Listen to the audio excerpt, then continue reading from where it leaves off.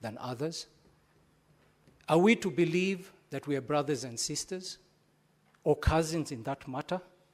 Or maybe there are cousins who are more equal than others. Or is a death of a young man, such as Albert Ojwang, an opportunity for political expediency? Whether on the main media or the social media? And you know, Mr. Speaker, people will label me whatever they want to label me. They would say I am part of the system, that I am a brother to so-and-so. But Mr. Speaker, I was a patriot of this country before I came to the Senate. I was a patriot before any of my relatives living is serving in any part of this government.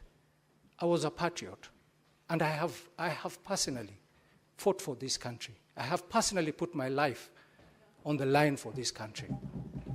So whether I'm related to anybody, it is not the issue here. The issue is, as a country, can we be so sincere to each other and agree that we are brothers and sisters?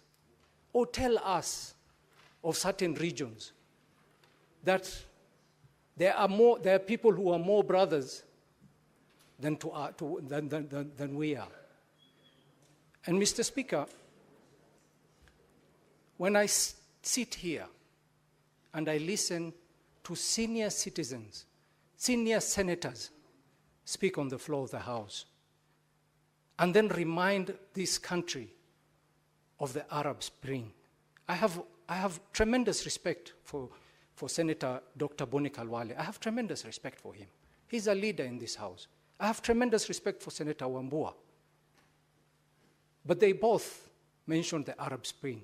Senator Wambua yesterday, today Senator Boni Kalwale, reminding us as a country of the Arab Spring, reminding the youth of this country about the Arab Spring. What happened subsequently after the Arab Spring? Any of those countries, mention them. Have they benefited in any way? Constantly reminding the youth of this country that you have an option, and that option is the Arab Spring. Look at the Arab Spring.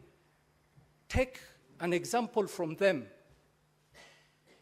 and superimpose it on this country. Mr. Speaker, sir, that is very unfortunate. We shouldn't be going that way. Mr. Speaker, sir, we must remember that any seeds that we sow today, we will reap the results not far too long. If we want to sow the seeds of disconnect, of inequality, of some regions being better than others, it will be very unfortunate, and we will continue in that path. I would want to beg this House. I have a case of 6 youths in Garissa, 6 youths between the age of 18 to 21 who were brutally murdered on the road in Garissa, brutally murdered, execution style, told to bend down, kneel down, and shot in the head, in the back of the head. Until today, it's been 2 years. Until today, we don't know if it's whether it is a security apparatus who killed them or it was a criminal organization that killed them. We don't know. We don't know. But we've not had, not the human rights organization, not the civil society, not the media houses, have ever decided to pursue justice for those 6 people. If this continues, some of us or some senators here will feel disconnected from the rest of the country. And we will not feel for the pain of some people, which will turn us to less of a human. We all believe that a life, any life, is important. And I want to beg this House, if this is the precedence we're setting, let us keep it to this. Let's not use this as a political opportunity to get mileage for whatever matter.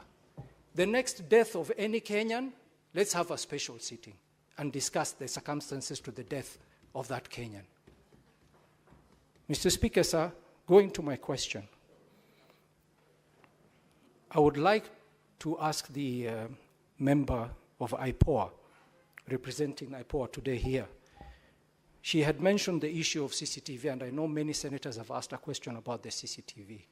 And I was a bit curious to know how many of our police stations have CCTV, and how many of those cameras are placed within the cells of those police stations. And if in that particular case, in the case of Albert Ojwang, were those CCTVs working even before IPOA decided that they were interfered with? And my next question is to the IG. IG had stated here that when they moved the deceased Albert Ojwang from the cell to Magathi police station, he was declared dead upon arrival. Was he alive at the time he was moved from the station? That is something we missed in his submission. My final question to the IG, I'm just wondering out loud, why do the police arrest people in certain areas and transport them to Nairobi for investigation? Does it mean that with the devolved system that we have now, the DCI or the police cannot conduct investigations at where the person has been arrested? Could you elaborate on this issue as well? Thank you very much, Mr. Speaker. Senator Newt.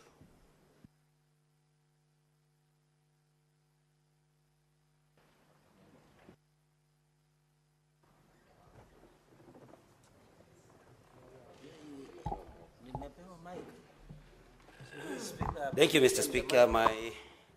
I'll be very fast in my questions. Mr. Speaker, I would like to first remind both the CS and the IG that the reason why the Kenya Police Service is Kenya Police